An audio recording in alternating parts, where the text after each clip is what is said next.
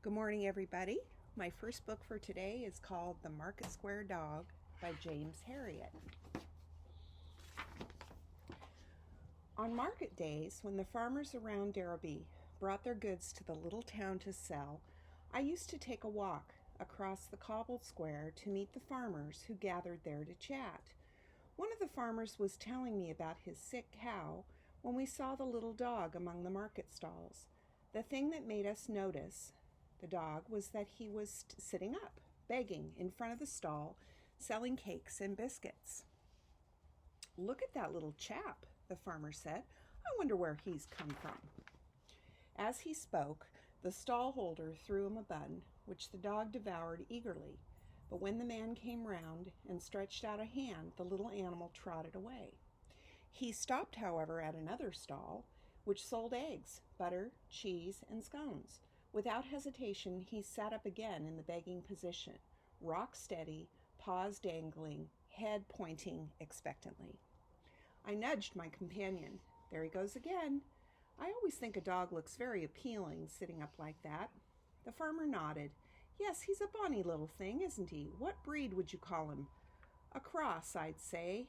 He's like a small sheepdog, but there's a touch of something else, maybe terrier." It wasn't long before the dog was munching a biscuit, and this time I walked over to him, and as I drew near, I spoke gently. "Here, boy," I said, squatting down in front of him. "Come on, let's have a look at you." He turned his face to me, and for a moment, two friendly brown eyes gazed at me from a wonderfully attractive face. The fringed tail waved in response to my words, but as I moved nearer, he turned and trotted away among the market day crowd until he was lost to sight. I was standing there trying to see where he had gone when a policeman came up to me. "I've been watching that wee dog begging among the stalls all morning," he said, "but like you, I haven't been able to get near him. Yes, it's strange. You can see he's friendly, but he's also afraid. I wonder who owns him." "I reckon he's a stray, Mr. Herriot. I'm interested in dogs myself, and I fancy I know just about all of them around here, but this one is a stranger to me." I nodded. "I'm sure you're right. Anything could have happened to him. He could have been ill-treated by someone and run away, or he could have been dumped from a car." "Yes," the policeman replied, "there are some cruel people about. I don't know how anybody can leave a helpless animal to fend for itself like that. I've had a few tries at catching him, but it's no good." The memory stayed with me for the rest of the day. It's our duty to look after the animals who depend on us, and it worried me to think of the little creature wandering about in a strange place, sitting up and asking for help in the only way he knew. Market day is on Monday, and on Friday of that week, my wife Helen and I had a treat planned for ourselves. We were going to the races in Broughton. Helen was making up a picnic basket with homemade ham and egg pie, chicken sandwiches, and a chocolate cake. I was wearing my best suit, and I couldn't help feeling very smart because country vets have to work mostly in the fields and cowsheds, and I hardly ever got dressed up. Helen, too, had put on her best dress and a fancy hat that I had never seen before. As a vet's wife, she too had to work very hard, and we weren't able to go out together very often. We were just about to leave the house when the doorbell rang. It was the young policeman I'd been talking to on market day. "I've got that dog, Mr. Herriot," he said. "You know, the one that was begging in the market square." "Oh, good," I replied. "So you managed to catch him at last?" The policeman paused. "No, not really. One of our men found him lying by the roadside about a mile out of town and brought him in. I'm afraid he's been knocked down. We've got him here in the car." I went out and looked into the car, and the little dog was lying very still on the back seat. But when I stroked the dark coat, his tail stirred briefly. "He can still manage a wag, anyway," I said. The policeman nodded. "Yes, there's no doubt he's a good-natured wee thing."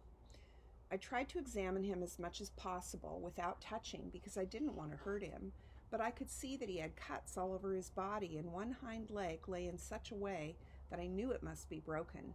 When I gently lifted his head, I saw that one eyelid was badly torn, so that the eye was completely closed. But the other soft brown eye looked at me trustingly. "Can you do anything for him, Mr. Harriet?" asked the policeman. "Can you save him?" "I'll do my best," I replied. I carried the little animal into the surgery and laid him on the table. "There's an hour or two's work here, Helen," I said to my wife. "I'm very sorry, but we won't be able to go to the races." "Never mind," she replied. "We must do what we can for this fellow." Rather sadly, she took off her fancy hat, took off my good jacket, dressed in our white coats, and we began to work. Helen was used to helping me, and she gave the anesthetic. Then I set the broken leg in plaster and stitched up the wounds. The worst thing was the eye, because even after I had stitched the eyelid, it was still bruised and tightly closed, and I was worried he might lose the sight in that eye. By the time we had finished, it was too late to go anywhere, but Helen was cheerful. "We can still have our picnic," she said. We carried the sleeping dog out to the garden and laid him on a mat on the lawn so that we could watch him as he came round from his anesthetic. Out there in the old high-walled garden, the sun shone down on the flowers and apple trees. Helen put on her fancy hat again, and I put my smart jacket back on. And as we sat there enjoying the good things from the picnic basket, we felt that we were still having a day out. But Helen kept glancing anxiously at the little dog, and I knew she was thinking the same thing as I was. Would he be all right after all we'd done for him? And even then, what was going to happen to him? Would his owners ever come to claim him? Because if they didn't, he had nobody in the world to look after him. Since he had been found by the police, he was officially classified as a stray and had to go into the kennels at the police station. When I visited him there 2 days later, he greeted me excitedly, balancing well on his plastered leg, his tail swishing. All his fear seemed to have gone. I was delighted to see that the injured eye was now fully open and the swelling down. The young policeman was as pleased as I was. "Look at that," he exclaimed. "He's nearly as good as new again." "Yes," I said, "he's done wonderfully well." I hesitated for a moment. "Has anybody inquired about him?" He shook his head. "Nothing yet, but we'll keep hoping, and in the meantime, we'll take good care of him here." I visited the kennels often, and each time the shaggy little creature jumped up to greet me, laughing into my face, mouth open, eyes shining, but nobody seemed to want him. After a few more days, it was clear that no owner was going to claim him, and my only hope was that somebody else would take him and give him a home. There were other stray dogs in the kennel, and on one visit I saw a farmer calling to collect his wandering sheepdog. Then a family was overjoyed at being reunited with their handsome golden retriever. Finally, a little old lady came in and tearfully gathered up her Yorkshire Terrier into her arms. But nobody came for my little patient. Various strangers came too, looking for a pet, but nobody seemed interested in him. Maybe it was because he was only a mongrel and people who visited the kennels wanted a more elegant dog, yet I knew that he would make a perfect pet for anybody. A week passed before I went again to the police station. The little dog's kennel was empty. "What's happened?" I asked the policeman. "Has someone taken him?" The policeman looked very grave. "No," he replied. "I'm afraid he's been arrested." "Arrested?" I said in astonishment.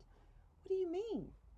"Well," he said, "it seems that it's against the law for a dog to go begging in the market square, so he's been taken into police custody." I was bewildered. "What are you talking about? A dog can't be arrested." The policeman, still very solemn, shrugged his shoulders. "This dog was." "I still don't know about what this is all about," I said. "Where is he now?" "I'll take you to him," the policeman replied. We left the police cottage and walked a short way, police station, and walked a short way along the road to a pretty cottage. We went inside, and there in the sitting room, curled up in a big new doggy bed, was my little friend. 2 small girls were sitting by his side, stroking his coat.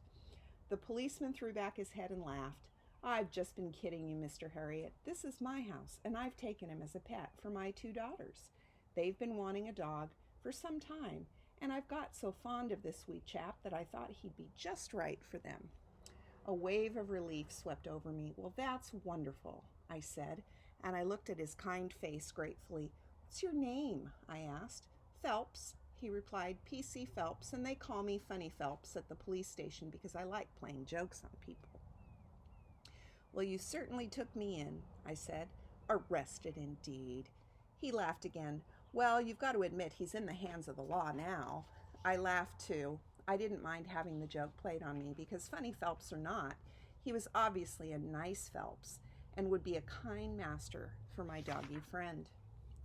It was a happy day when I took the plaster off the little dog's leg and found that the break had healed perfectly. All the nasty cuts had healed too, and when I lifted him down from the table, the small girls held up a beautiful new red collar with a lead to match. Their new pet liked the look of them because he sat up in that position I remembered so well, his paws dangling, his face looking up eagerly. The begging dog had found a home at last.